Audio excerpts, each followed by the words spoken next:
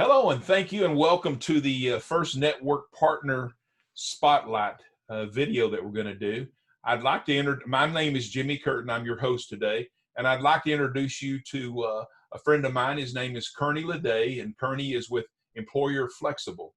So, Kerney, with that, I'm going to ask you to introduce yourself and give us a little background, personal and business. Okay, great.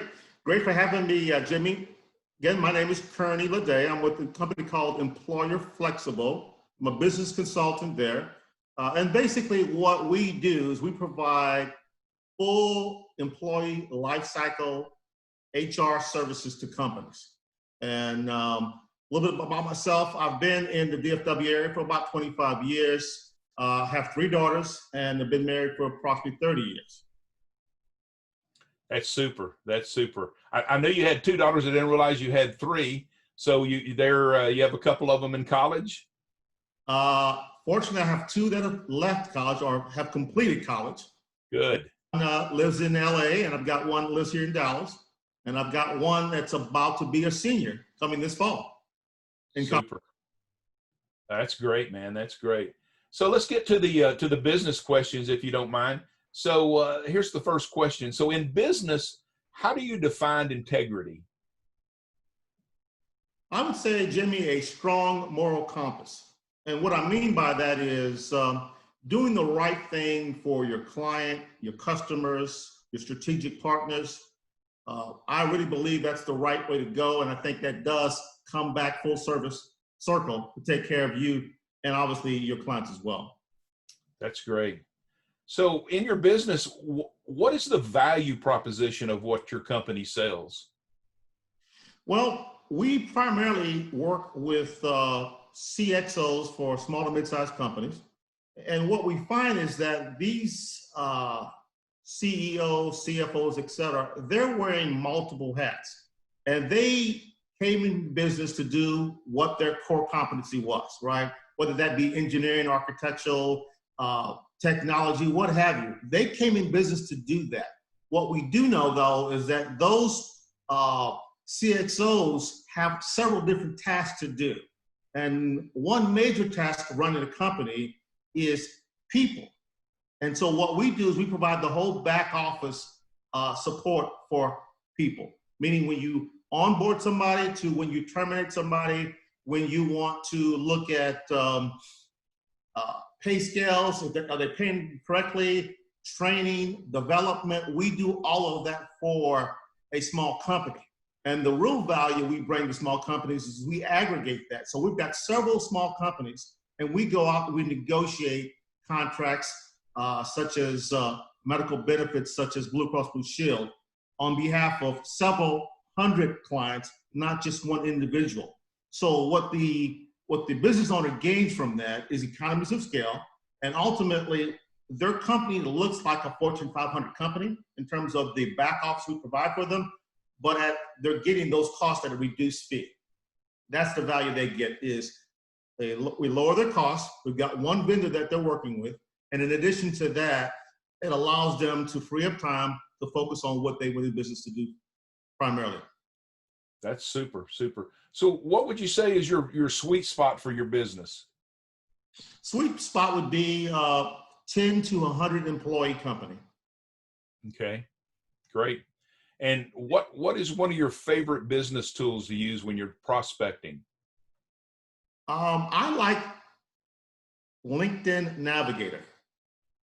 And the reason why I like it, Jimmy, is that it allows you to filter your target audience.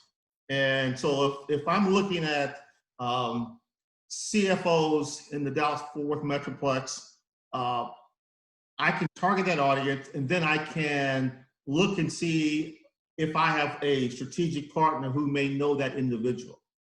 And what we recognize is obviously a referral is much stronger opportunity than it is a cold call.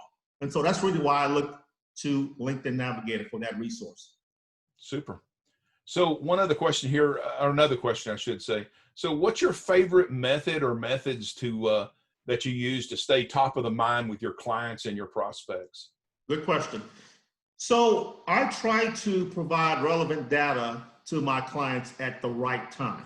And so particularly with COVID, we've done a really good job, quite frankly, of first making the client aware, or the customer, prospects, what have you, aware of the PPP program. So that's the payroll protection program. So how'd you get access? How does a company get access to those dollars? We provided a guide that allowed them to do that. Once they got access to the dollars, we then provided another guide that showed them how to return safely to work, compliances, the policies associated with that. So we try to provide relevant data at the right time. That's great. That's great information. So how do you know when it's time to actually close a sale?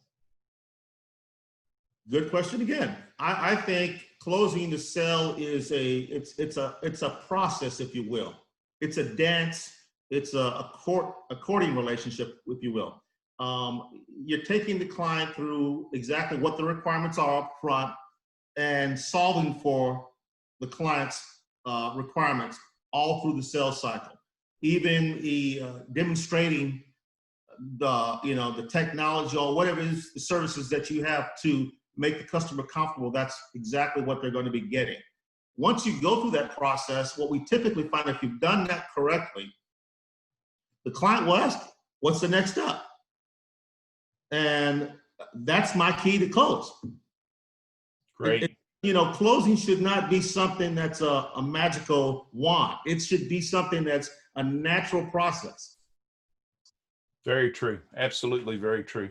So one last question, Kerney. What's your best advice for a company or for a salesperson when it comes to closing more business? Obviously, if you had more prospects, you could close more business. So that's the obvious, but I would probably get a little deeper than that. And it's really defining exactly who your customer is. And we can all call several people, several companies, but we all know that whatever service you're offering, there are specific companies that really bring value added. If you can focus on the few and not the many, I think you can close more business that way. That's great advice. Absolutely great advice.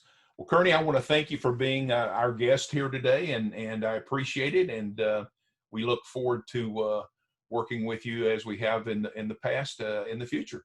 So thanks a lot. Jimmy, I appreciate the time. You bet.